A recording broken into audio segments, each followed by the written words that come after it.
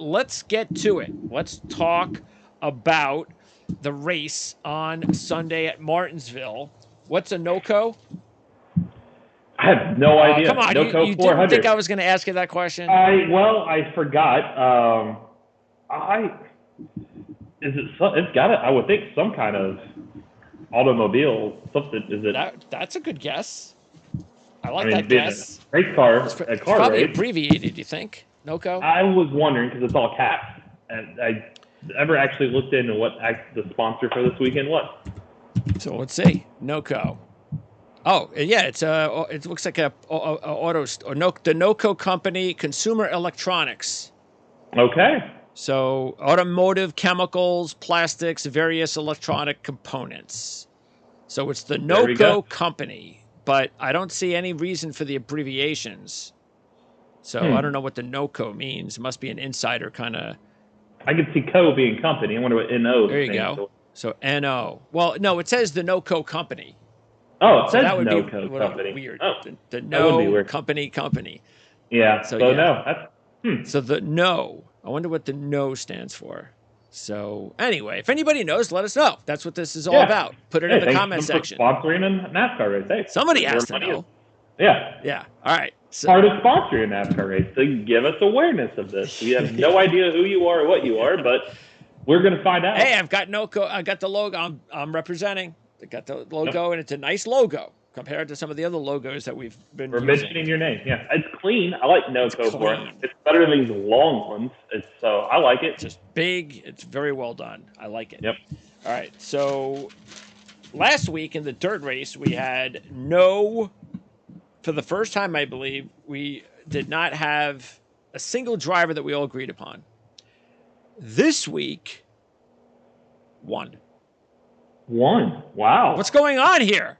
What is going on here? That's because this has been such a crazy start to the season and all these weird results at the end, and we're getting robbed that I think we're trying to go out of the box maybe. So yeah.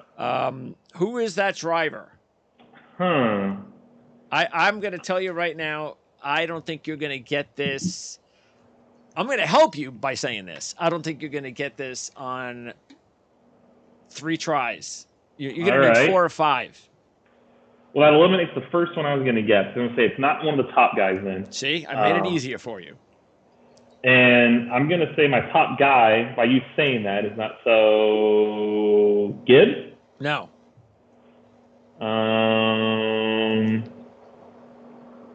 Kozlowski?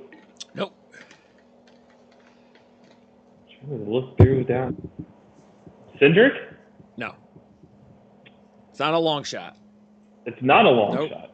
But it's not a favorite. Chastain? Right. Okay. My initial one I was going to say that we all would have had was Bowman. I was like, well, the way you worded it, I'm like, well, it's not Bowman. So it's the one right above him. Yeah. Chastain. He's the only one we all agreed upon. And that's because when you look at the top 3 favorites, and you got Bell, Larson, and Byron at 6-1, CJ, strangely, but knowing CJ, I guess why he did not pick Bell. That was out of the 6-1s. And I'm thinking the reason he didn't is just because knowing CJ, we've always had those kind of rules about not going with back-to-back drivers too often, especially if they're heavy favorite. Yep. Because it's hard to win back-to-back. So, yeah, so he basically went with every driver after Bell until he ran out of money. I saw that now. Yeah. Yeah. So, and then you did not go with Larson. I didn't go with Larson either. The only driver I went with in those 3 was Bell. And the reason I went with Bell about the back-to-back is because William Byron just did it. Exactly. So if he can do it, so can Bell. They're equally talented. So why not? It's a crazy year. So we'll get into that in a little bit. Let's talk about the racetrack first. So Ford, no wins since 2019, 0 for the last 7. And the thing, though, we have to keep in mind, as always, last year was a different year because of the different car. So that comes into play. Bell won from the 20th position last year, which is a little unusual for Martinsville. But again, I think at that point it tells us, all right, well, new car, started 20th and won. I'm not going to worry too much about anybody who starts in the top 20 then on Sunday. And short track, the most comparable track, would that be Richmond because it's also short and flat? Yeah, but Richmond, I'd say probably Loudon. It's more shaped the same. Richmond's got some banking, kind of like Phoenix, where this one, you can kind of run too wide in the corners. This one, you're not. This one, the low lines are preferred. So I'd say probably the closer comparison would be Loudon. I used a little bit of the Clash. The Coliseum this year, because both really small, both of the tight turn radiuses. Okay. You've got to get the car woed up and turn, and they usually are downshifting, which makes it harder to pass. So I use a little bit of the Clash. Richmond and Phoenix are just the shape of them, I would say. So you wouldn't even put Richmond in there at all? No, there's just no way to, because Richmond, if you wanted to, as you saw the tires fall off, you're slipping and sliding.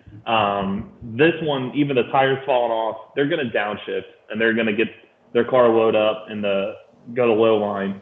So you cannot pass high here. It's all in the concrete below. You see single file, you try to get inside somebody. Where Richmond, you could go high if you wanted to in that second groove, and it's just, you're not going to have a tire fall off or anything like that here. Yeah, I would, because and that makes sense, because when I was looking at the Harvick was one of those that I was looking at, and I was going, how can he be so good at Richmond and so bad at Martinsville? Yep, that's why he's good at Phoenix and Richmond. But you look at tracks like this, and the Clash, he never really was much of a factor the last 2 years. He's just not good at this place. And I was shocked that he was still 20 plus. Was he 22 to 1? 20 to 1. 20 to 1.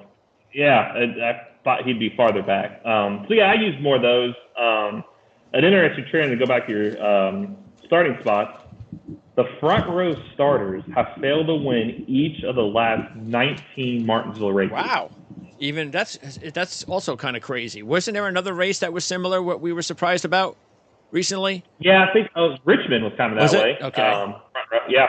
The last 6 Martinsville winners are won by a driver coming from 5th on back, too. So qualifying up front is not necessarily going to be a role.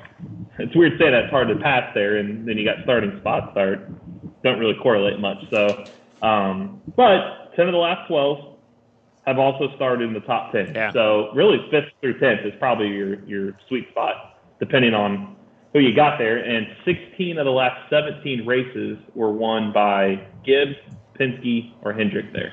Okay. And that's not a surprise either, because of how difficult the racetrack can be to handle, right? Yes, it's one that's where the next gen really, it still favors the big teams, and there's a reason why. Martinsville is such a smaller track, aero and stuff is just not, especially now this next gen where they can downshift, and that's a difference maker, because in the past you can maybe get somebody getting in the corner too hot, or maybe a little bit easy on the brakes, now you can just downshift and you just lower the RPMs. This race, though, the one thing that is different, it is back to a day race. The last 2 years, it's been a night race, so we're actually going to run it during the day. So they weren't good at night? No, because it was so cool. The tires there was zero. So they were boring. Because it was so cool. They were very boring. It is 400 laps compared to 500 laps. That's better. In the fall race. And I looked at them. Since 2017, there's been 12 Martinsville races. The leader at lap 400 failed to win 5 times. And this is a lap 400 race. So that extra 100 laps has actually proved something here. But 7 of the last 10, the leader at lap 400 did win the race. Okay. So it's really prior to that. How about last year? That extra with the new cars? They both. Bell was leading at lap 400 in so was Byron? The fall race. And Byron, well, last year's spring race was 400 laps, but he led the final 212 laps last year in this race. Oh, there you go. That's boring. Okay. Yep, that was Elliott won the first 2 stages. I think he led pretty much every lap, and then Byron led the final 212. Right. So that was a boring race. This new aero package, Again, the short track, is it going to do much to a track like this? I don't know, just because as long as you can downshift, you're going to get the car load up, and the gearing isn't changed. So I don't think, again, they're not going fast enough here for a aero package to change much. So we'll see. The fall race wasn't bad, but Bell, I mean, they kind of had a good show. So also, you got to remember the Ross Chastain move and all that kind of saved the race because it was pretty boring there for a while. Oh, okay. So that was that was the last race before the playoffs? Yep. So we're back here again. So that's why I said it. The big teams. It's shocking that we all chose Chastain, knowing that he's a track house and 16 of the last 17 races were the big teams. I almost didn't choose him because of that, but because he was 16-1. Yeah. That's the reason I went. That's pretty much what I did. My strategy outside. Once I got past the two favorites, most of everything I did was put money on drivers that I thought I was getting good odds. So yep, kind of the way you had to do it this week. Bell and Byron are legitimate favorites. Larson was puzzling again, but we'll get those odds here in a second. Yeah. So out of the top three, so you took Bell and Byron, CJ took Byron Larson, and I took Bell. So out of Bell and Byron, who would you go with? Because probably Bell, right? I'd go Bell. Yeah, he's just been so good this year. He led over 100 laps, or just right at 100, I think, this past Sunday. He led 150 laps last fall, the same track. He's got a top 6 in all but 2 races this season. You just feel like we talked about it at the end of last year. You feel like this was a breakout moment for him in the playoffs, and you just got that feeling this year. It's like he's rolling, and for a track that he's so good at, as far as we did last year, and how good he's been this season, I still felt 6-1 was a bargain compared to what he probably should be 4-1. And he won New Hampshire last year. And he won New Hampshire, and Gibbs has been really good here, and it's like 6-1. I just felt that was a bargain. Now Byron, I do think he'll be a good weekend for him. 6 top 8s in his last 7 Martinsville starts. Yes, he won at Phoenix, and he can't take a lot from Phoenix over to this, but Hendrick has been really good, and Chase Elliott's not there again this weekend. Somebody's got to lead the Hendrick camp, and I feel definitely should be him. Well, the only thing though is, again, we don't know how they will be affected. Hendrick, we don't know. It's short track, but we don't know. I did take a Hendrick driver, but I took one that I had better odds. So I took that other one. And Larson, I just don't see he wasn't good in the past at Richmond. Yes, he has won there in the past, Ganassi, but Martinsville he's terrible at. 2 top 5s in his last 11 Martinsville starts. 11 of his 16 Martinsville starts he's finished outside the top 15. I think his runner-up last fall was more of a fluke than anything. And I just don't see his first 2 wins this year, each come the last 3 weeks, being at Richmond and Martinsville. This just isn't a good track for him. And the fact that he was 6-1, I just didn't trust him. Yeah, and he hasn't been very consistent this year so far anyway. No. So, yeah, that's why I stated him. 6-1 was too. I mean, if he was more like 16-1, was probably you can't take them all. So no. Yeah. So, and I understand why you would take Byron over Larson. It makes sense. Like you said, he's been more consistent there. He's defending champ. He dominated the last 212 laps. Larson didn't. So yeah, I could see why you would take Bell and Byron over Larson. Not to say Larson can't win and can't have a really good Sunday, but it's just when you're comparing the other two, it makes sense to go with Bell and Byron over Larson. Now Hamlin, you did not go with Hamlin, so I went with Bell and Hamlin.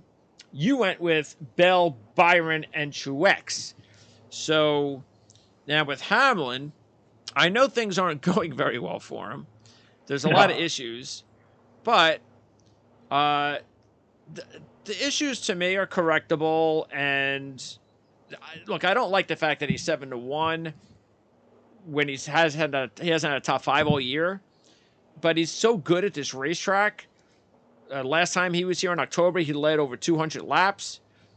I just kind of had to take him in that way, because when I was looking at the other ones, again, I was like Byron and Larson.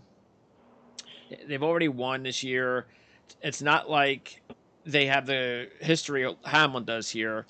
And Truex, I just don't like the way Truex has gone so far this year, he also doesn't have a top 5. And last year, he was totally out of it here with the new car. That scares me. Even though he has a very good recent history before last year at this track. So anyway, that's the reason I went with Hamlin. I went big on Bell and Hamlin. I put 70 of my 100 on Bell and Hamlin because that's the kind of, I think, race this is going to be. Like you were saying, go with the big teams, and if you're going to do it, just kind of go big this week. Go big this week with a couple of guys that you really like. And that's what I did with the Bell and Byron. And then I kind of grouped these next 4 between Hamlin, Logano, Truex, and Blaney kind of together. And because I feel like they're all pretty even at Martinsville.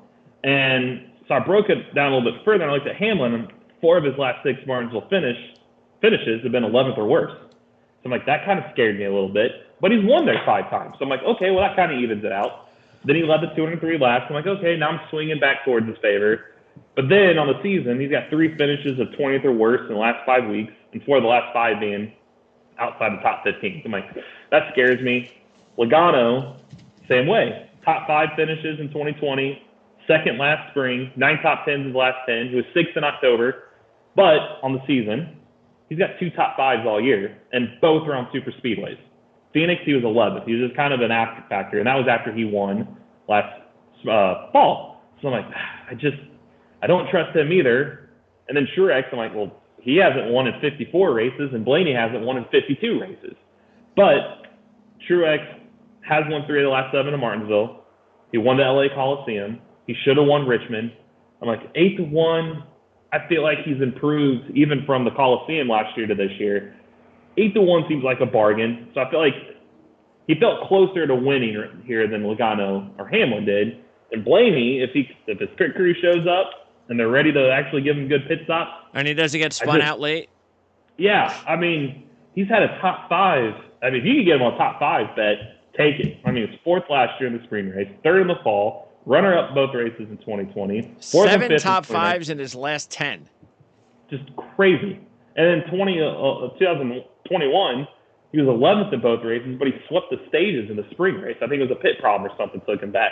I came really close to taking Blaney, and I just said, you know what? I can't do it. I mean, I'm taking him almost every week, and even when things are looking good, they're going bad.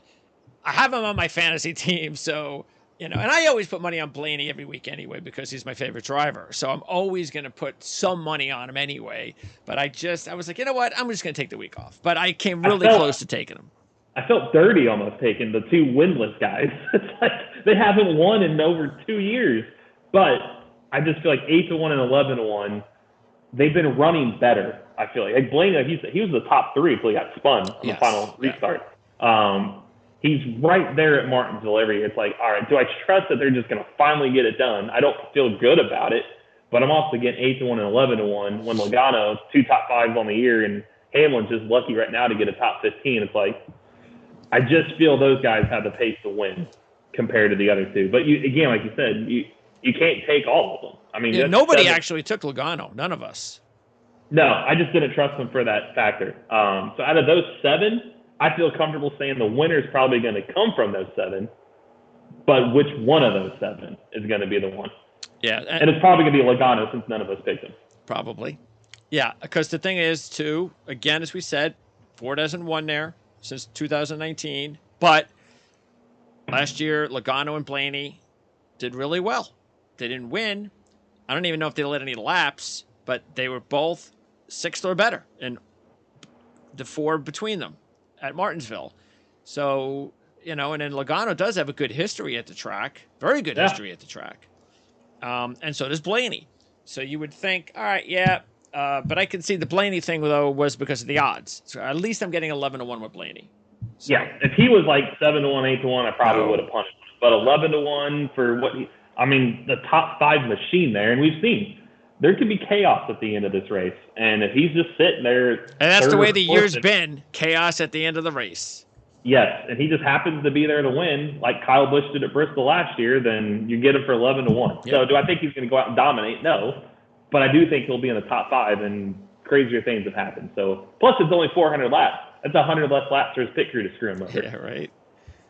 Who did he? Was that like an accidental spin out? Did somebody spin him out? Like Briscoe, yeah, he didn't do it on purpose at Bristol. Yeah, he just got in and got too loose and clipped the back of him. Yeah, that's what I thought.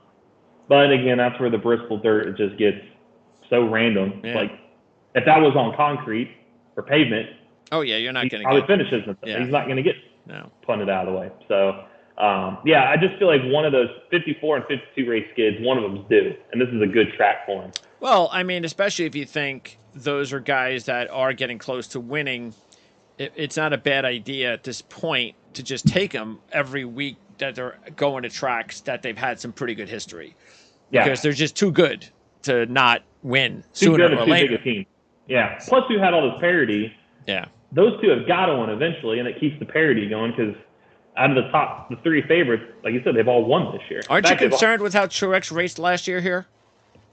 Not really, just because they could make some changes. Okay. Because we saw that at, like I said, the Coliseum. They were terrible at the Coliseum, and then they show up this year and he's dominant and he's winning. Okay. So I think again, it goes to being such a big team. And he's a championship driver. You should get it like, okay, this season this wasn't good, but we know we have the resources to go from here to here, and we know with the resources how to get from here to here. So I just feel. And last year, I don't look at the fall race because they weren't even in the playoffs. I think that race was just kind of, let's just get through the weekend. Let's not get in anybody's way. So we'll see what he can do. But this is a good weekend to see what they can do, because if they're bad again, then I don't think that bodes well for the fall if they happen to be in the round of 8. He has no top fives, as we mentioned, and he's 7th in points. That's because he has not had a race worse than 19th. So everything is between 7 and 19 so far for Martin Truex Jr. So that's why it's a pretty good. I haven't even looked at the futures this week. I haven't had time, but I know we've had money on Truex, and that's why he's a good bargain right now, and maybe even a good week to take him, because if he wins, his odds go down. Going way down. Yeah, especially being a Gibbs driver, and it's all we've seen him. Once you win, to get that, as I've talked to drivers in the past about just the quote unquote basketball term, seeing the ball go in the hoop. Yeah. It just changes everything, and that's all he needs. He gets a win. I think that changes their trajectory by a lot. And we talked about that last year. And just when is he going to make his mind up? Which he's still kind of mulling that again. I just feel like the way things are going with Gibbs, he's got to come back next year. I mean, they kind of need that Bass Pro Shop, especially if they lose FedEx. So we'll see. But 8-1, I feel like it's kind of a bargain for him. He doesn't win this week. He's going to have. When will he? This is the one that he's got to have circled. Did you put money on Truex this week? I think I did. Because you actually have some catching up to do with him. I do. We're almost even with Truex, CJ and I, but we haven't. And look, he's been underwhelming, so it's not like, hey, let's just talk. And his odds haven't been great; they've just been okay. But now 15-1 is pretty good. I'll definitely be putting money on him this week at 15-1. Yeah, because if he wins, he'll probably 10-1. I bet he goes down to 11-1. Oh, he might go down to 8-1, knowing him. Yeah, because he's a past champion. They might look at him and. I'm a little surprised Bell's only 9-1, to tell you the truth. I was too. I thought that was kind of disrespectful for him. Yeah. 9-1. He's arguably, you could make a case that him and Byron should be your championship favorites right now. And you're in good space with Bell. You got good money on him already. Yeah, I felt good about him early on. Yeah. So I have I got some catching up to do, but I've already started that. So 9-1 is good. And then Harvick is still 14-1. Yeah. Which is really good. So just keep putting the money on Harvick. Especially, they keep saying championship race is at Phoenix, so we know what he can do there. And he was going to win there in the spring, if not for Harrison Burton spinning, that if he can get from the round of 8 into the championship 4, and you're getting him at Phoenix for those odds right now. So you got to look at it, because the championship race is at Phoenix, and you're getting Kevin Harvick. Just look at it that way. You're getting Kevin Harvick 15-1 at Phoenix. And Bowman is still that poor 30-1.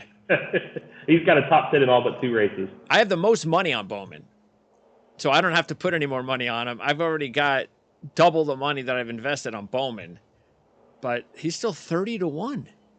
And you take out the points penalty, he's leading the points. Wow. Okay. All right. So Let's keep going here. And Kyle Busch is 14-1. Chastain is 16-1.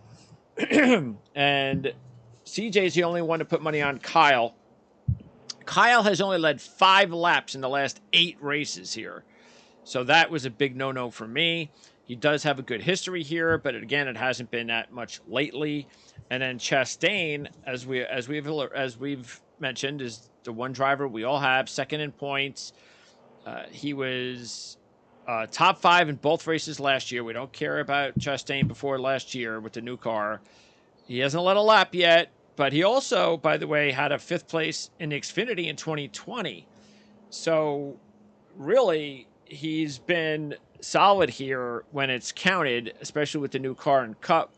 And you are getting 16-1. Again, that's the trick. Yep. He's not 12-1. He's not 10-1. It's now at a point where it was like, yeah, I can take. I'm not like super high on him, but I'll take 16-1. Yeah, that's the reason I did. It's because with the 16 of the last 17 races, I keep saying it's Gibbs, Penske, Hendrick. It's like, is Trackhouse really going to be that team? In the last 18 races, they're going to be the one, but it's like they're that team almost at Phoenix last year to knock off the big dog. So, and you're getting 16-1, that's why. And the one thing that scared me too is the only reason he got the top 5 in the fall race was the move he made to get there, because remember, he was like 10th or 11th. That's true. So that scared me a little bit, but 16-1 I felt was a better bargain than Kyle, because like you said, he's just been solid, but not great. He used to be great there. And I go back to that 16 out of the last 17 years. I trust Trackhouse over Richard Childress Racing to get it done. Granted, RCR looked good in the Clash and in the Coliseum.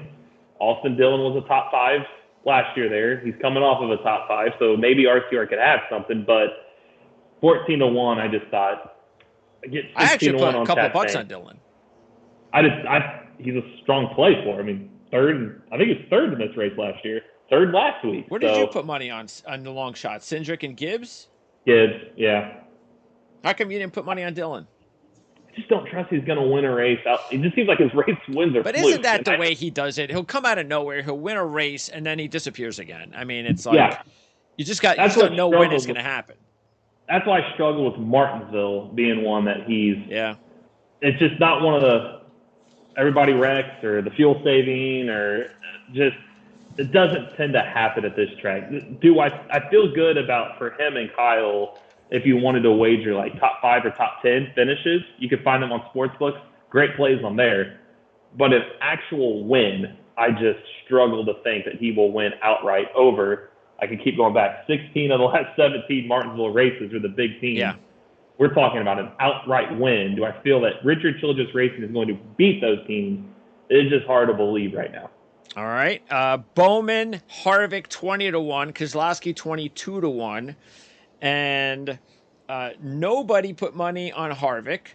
That's not a surprise because, as we said before, Harvick has 5 top 5s and 1 win, though, in 43 races. So that's not a lot of top 5s in 43 races. And he has no laps led in his last 13 races at Martinsville.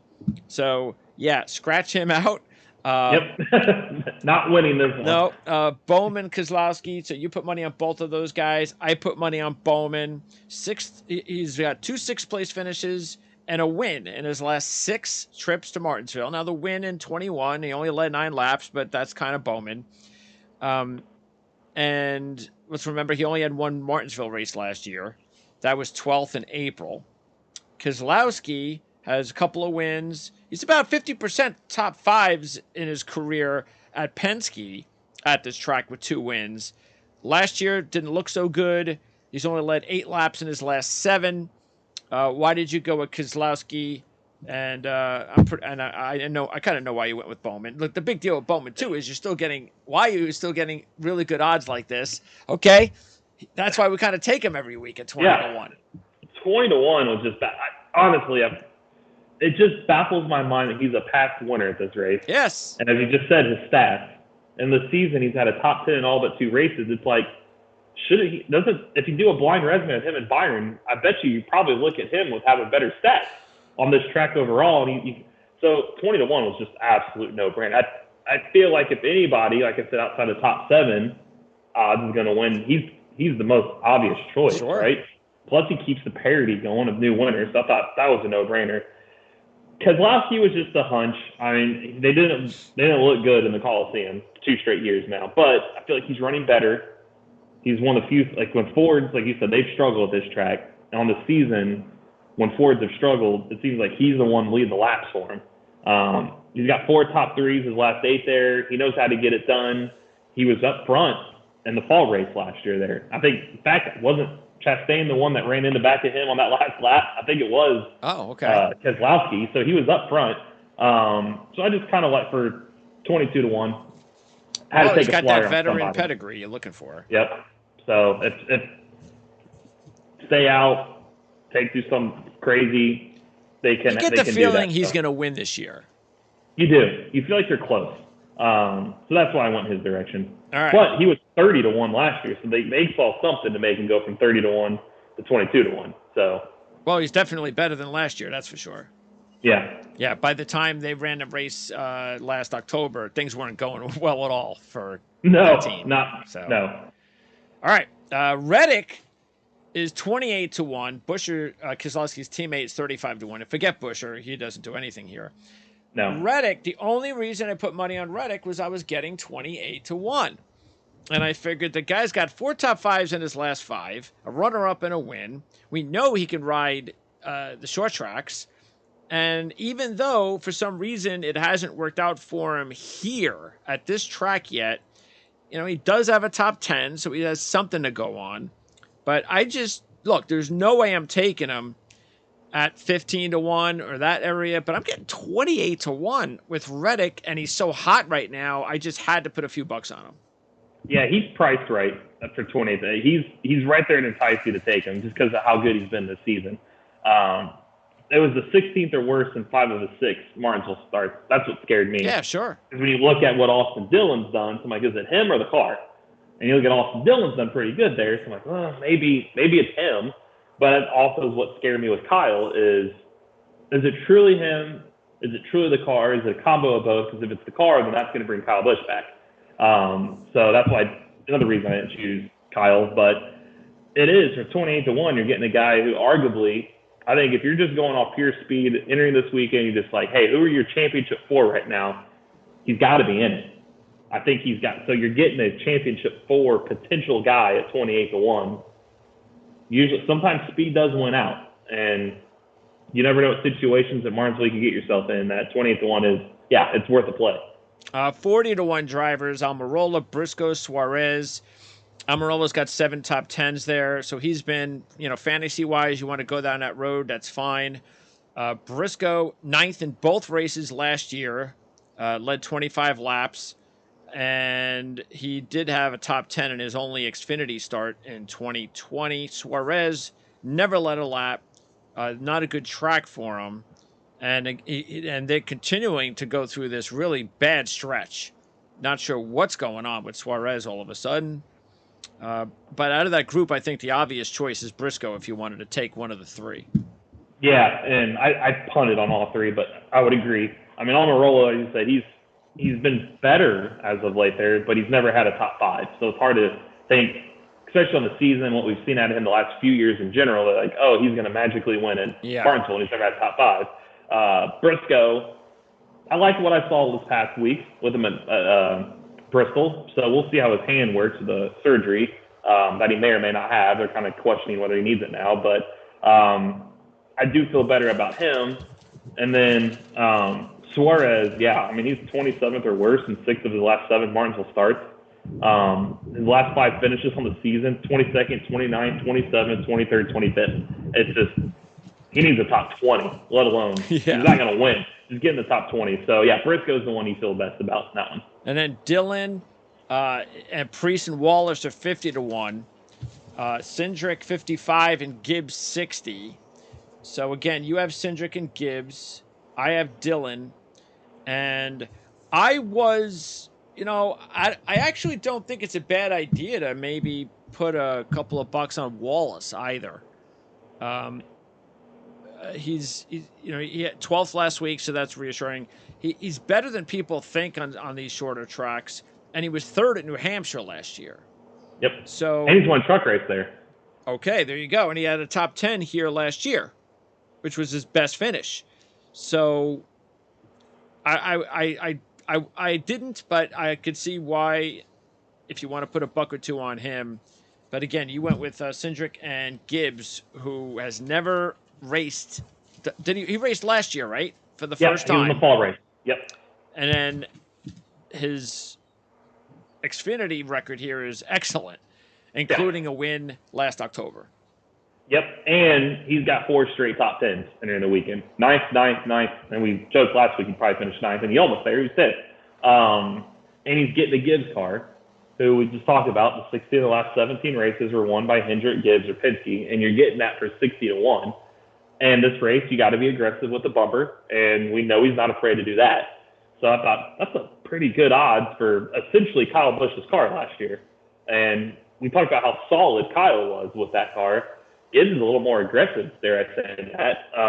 So for 60-1, I thought that was a no-brainer. And Cindric, just because of we've seen what Penske with Logano and Blaney can do there. He was 11th in the spring race there as a rookie in 2021. Yeah, solid. He won a cup there. In fact, other than the last October, he had a top 11 in all but one Martinsville race since October 28, 2017. Yeah, good Xfinity Series record. Yeah. And for 55-1, granted, do I think he's going to win? No, but 55-1, something crazy happens. There you go. So I thought for both of those long shots, and yeah, Dylan, like we talked, 3rd in spring last year, 3rd last week. He was 40-1 last year, and now he's 50-1, so he lost points. And you're getting better odds for a better opportunity. So I think those are that little 50 to 60-1 group. Yeah, they're not bad. No, all of them. Yeah, put a couple of bucks on those guys, and you never know. And then as far as the super long shots, I did put a buck on AJ, and that is just because he has had a pretty decent history here when you compare it to other tracks that AJ's gone to. 7 top 10s, runner-ups twice, but they're not going well. We know that. But at 200-1, I forgot to throw a buck on him.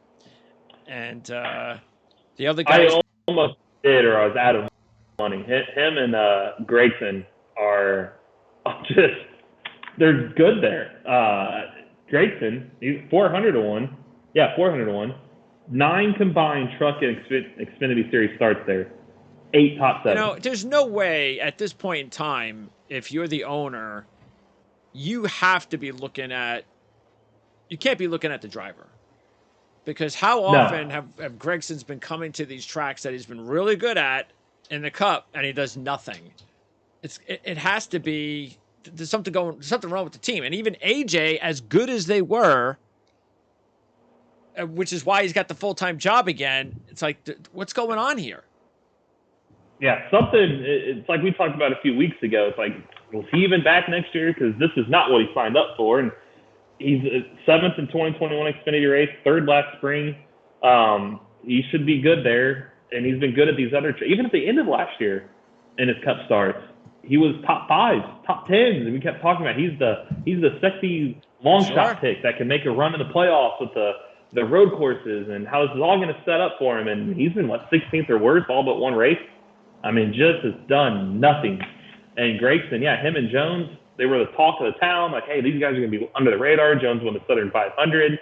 Grayson, it's not like he doesn't know how to drive. I mean, he raced here in the 48 car last year for Bowman, and they've just done nothing.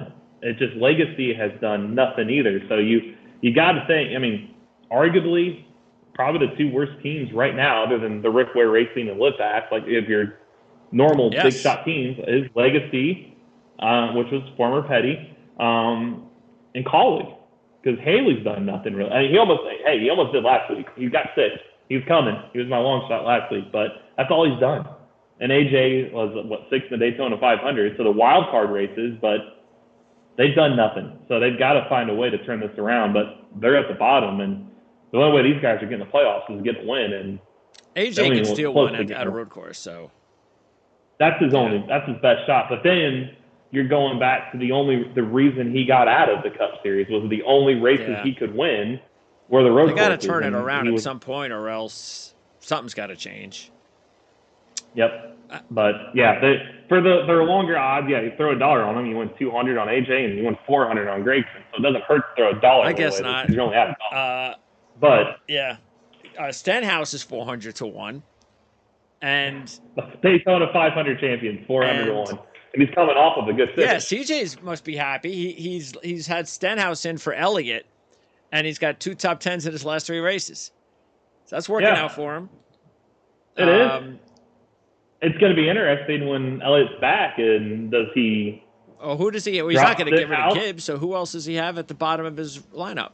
I don't know who he'd get rid of at that. I don't know, because he's not. Like I said, you're not getting rid of Gibbs. Well, by time he's got a couple more weeks, so if Stenhouse has some bad results again. Honestly, if I were him, I'd get rid of probably Allmendinger or Priest. Oh, he's got AJ. He's got AJ and Priest. Oh, that's right. He's still got Priest. That's an easy one. There's no way he's keeping Priest over Stenhouse. No, especially with Stenhouse having to win. You got a playoff driver. Yeah. You're not going to drop one of those guys or a playoff driver. Well, I mean, look, he's got 3 top 10s, so good for him, Stenhouse. So it's not just a freaky win and that's it, at least. No, I was almost pulling the trigger. I was looking for a replacement for Suarez, but then I know that'd be an overreaction. There's not much out there. There isn't. There's so many bad. That's the thing that I didn't anticipate. Because we added a driver this year on our fantasy teams. Did not anticipate like 10 drivers out there, including some that are free agents that are just doing nothing. No, like Burton, I thought would have been better. He's done nothing. Nothing. And you're getting better, like the Gillilands and the McDowells and those guys, but it's like, are they consistently going to do that when you got a playoff driver? Hey, Gilliland, 2 top 10s in his last 3. He's coming along, but again, like, do you really trust? You'd be giving like Sawyer, like I'm giving a guy up that could win, who's won last year. He made the playoffs for a guy that. Yeah, you got to give him time to correct the issue. Yeah, he did this last year, and then he found victory lane. So. Yeah, it's look. We've been saying it the last few years. It's about how you finish in NASCAR and not how you start. Doesn't matter what you're doing now. No, it ebbs and flows, and that's where the Hendrick guys are. We talked about this last year, I think. Did they peak too early? And we saw that. And did they start off too hot, or was that good? They're going to go on a lull, and they're going to know what to fix, and they're going to peak again late. So it's part of the long season.